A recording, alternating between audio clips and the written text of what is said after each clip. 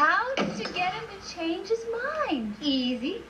I just convinced him that nothing would happen between Jack and us. But how did you do that? Well, I told him that Jack was a decent, respectable, hard-working young man. That did it? Not quite.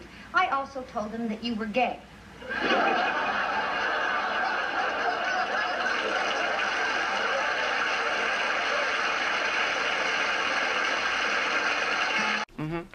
I don't know. I think they're on their honeymoon. Okay. Hate you. Call me later. Bye-bye. Knock, knock. Anybody homo? I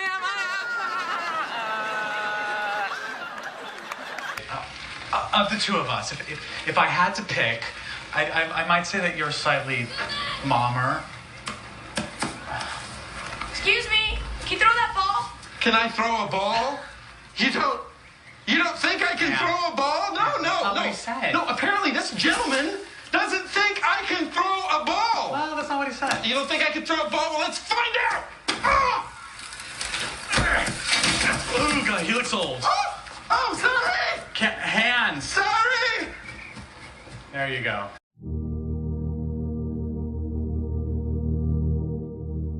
Hi, I'm Corey. I'm a liberal studies major, and I'm pansexual.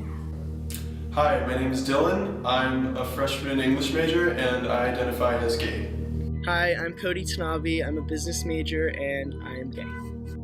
Although there has been a recent influx in the LGBTQIA representation and awareness, the media often shows these couples in a stereotypical fashion.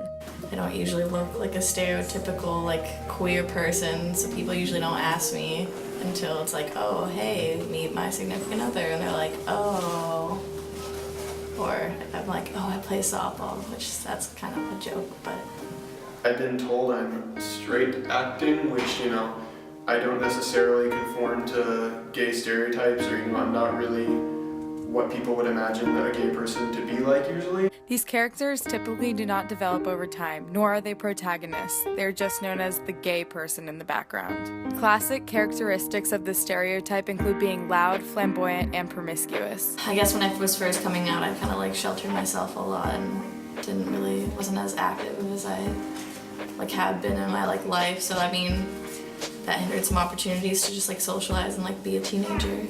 Lost about maybe 6 months or so of my life, just not doing anything. Even at Cal Poly, these stereotypes exist, and students that are a part of the LGBTQIA community are affected by them. So I think a few things that might bother the LGBT community about some things people ask. For, I think, guys, it would be, are you a pitcher or catcher? Usually that's an uncomfortable thing to talk about. Some people are more open about it. And then for girls, I think it's some people are well, what do girls do together? It just doesn't, for me, I don't know, but... My sexuality is kind of confusing. People, I don't know, some people just introduce me as oh, she's lesbian. It's no, it's not my sexuality, sorry. And then I try to explain and be oh, so you're bisexual. It's no, actually I'm pansexual, which means I don't recognize gender, the gender binary of just a girl or a guy. It's just kind of everybody in the spectrum. Luckily, the transition to college has been positive and the community in SLO has been accepting. SLO, I think I'm definitely more comfortable here than I was in high school.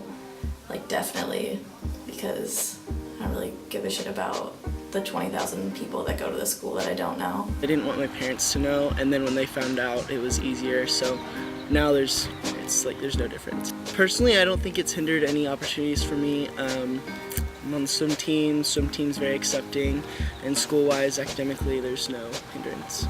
This was kind of my fresh start, so when I came from home to Cal Poly and I had come out publicly in about July or August, it was kind of I didn't have to start all over and start telling people, it's just kind of by the way, this is part of who I am. And it's just kind of something that I was comfortable addressing from the get-go. There are support groups on campus that do help students transition better to feel more comfortable expressing themselves at Cal Poly. Facilities and resources are there for people that want a sense of community or looking for some kind of help or advice. The more and more people that you tell, the easier and easier it gets to be more accepting of yourself.